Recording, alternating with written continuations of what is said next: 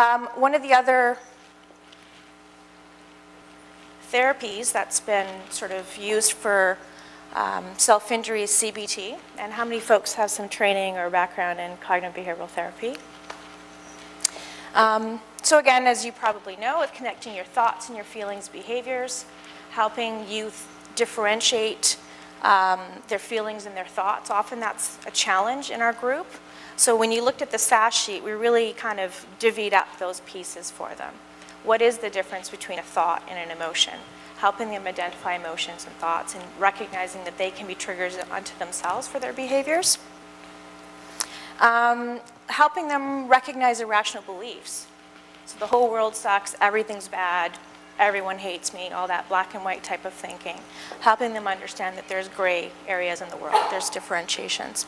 So there was research done on this as well, short-term treatment, 6 sessions, which combined problem-solving therapy and CBT, as well as interpersonal therapies, and they were shown to have reductions in repetitive self-injury behavior when they use this type of therapy combination. So how we approach it is, again, very visually, and having the youth take information from something that's happened in their life and pictorially kind of drawing it out for them and having them get up on the drawing board or draw it out for themselves and connecting the events with their thoughts, their emotions, their physiological responses. We also highlight things like body language so they understand the interpersonal aspects of what they're doing. What were the actions, and then the consequences. And consequences could be positive or negative. So we have them kind of work through this both on the SAS sheet as well as visually and really kind of break down the issues into its components to help them feel a sense of control and understanding that, in fact, when you target one of those boxes, you can actually change the arrows and how they connect to each other. Motivational interviewing. How many of you folks have some understanding of what that is? Lots, which is great. So earlier I said there's a lot of youth who come in and say, I don't want to be here, my mom forced me to be here, or my counselor ratted me out, therapy doesn't work, nothing works, I don't want to be here, but I'm forced to be here. And then you're sitting there as a clinician going, what do I do with this kid? They don't even want to be here. How do I even begin to engage them? So motivational interviewing is a very powerful sort of technique that helps you sort of engage a client, develop that therapeutic alliance using empathy and reflections and validation and building a discrepancy between their personal values and where they're existing here and now in the current world. The idea is it's not your agenda, it's not your set of goals. So like CBT, you set goals, you kind of give them homework, you help them identify things, or even DBT, pros and cons, you give them activities to do. Motivational interviewing is really for folks who are really in that pre-contemplative stage, where they're not sure whether they even want help, and they're quite content at this stage with the coping skills they have. So this is a very effective therapy for that, and it's been shown to be quite effective with folks who have drug and alcohol issues. Anyone who's used motivational interviewing for youth who self-injure here?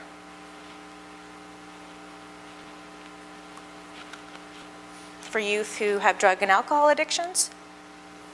Yeah, and did you find it was useful or helpful? Yeah.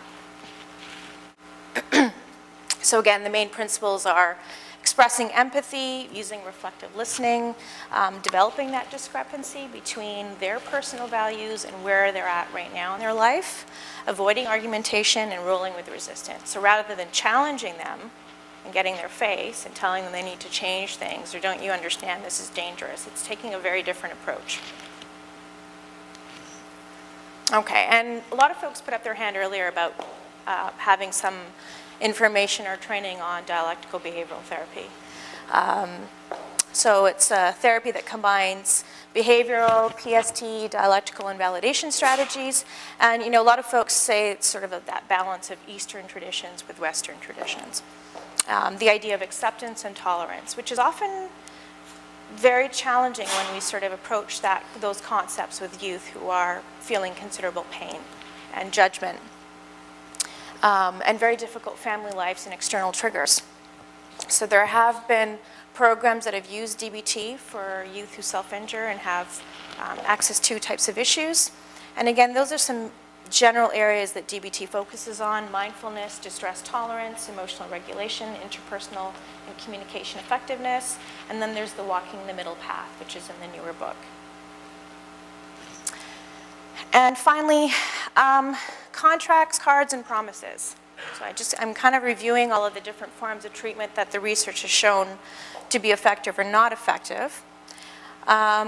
Walsh in 2006 published a self-protection contingency management contract, an article on that, which really was setting collaborative goals with the youth incrementally and getting them to kind of shift and change their behavior. And they found some efficacy for that. The other idea is promises, so people that they have close relationships with. The part that gets a little bit dangerous or controversial is the no harm contract. And the research on both suicide prevention as well as on self-injury is that when you go cold turkey and you tell someone, I want you to promise that you're not going to do it again, it just isn't effective. So the idea, one of the stressors that youth kind of highlight to us is the idea of judgment, or they screw up and then they can't face people. So if you set the bar too high and you set this sense of over here, and whether too high could mean 2 days from now when I see you, you haven't done it. The idea is contingency planning. So can you try? What coping skills could you use? What could you do differently? How about we try for another week? If it doesn't work, what can we do elsewise? The problem with the no harm contract is that it sets a very black and white line. And if the youth does have some significant stress or a trigger, they do self-injure, then how do they approach you again as a clinician to say, I screwed up? Because they've made this promise to you, they've signed this contract to you. So it's an interesting thing because some of the youth in our group have signed more what we call would probably be more in line with a self-protection management contract, where they and the therapist they work with have a really good therapeutic alliance. They've set a collaborative goal together. They both agreed on it, and then they try to make that goal. And they found that that was really helpful. Other youth have signed similar contracts with people they work with or with their parents, and they found it quite punitive. And it actually increased their stress levels and perhaps was attributed as a trigger for self-injury. So it's a very fine line. And myself personally, I think, in sort of talking to the youth and asking, well, why did it work or why didn't it work? A lot of the factor was the relationship they had with that person. So it is something to be careful about. The research doesn't actually show any effectiveness for absolute cold turkey no harm contracts, not for suicide prevention and not for self-injury. So, but there is something called harm reduction understanding, and that's again slightly different take on that contract and how you go about it. And again, the key is collaborative.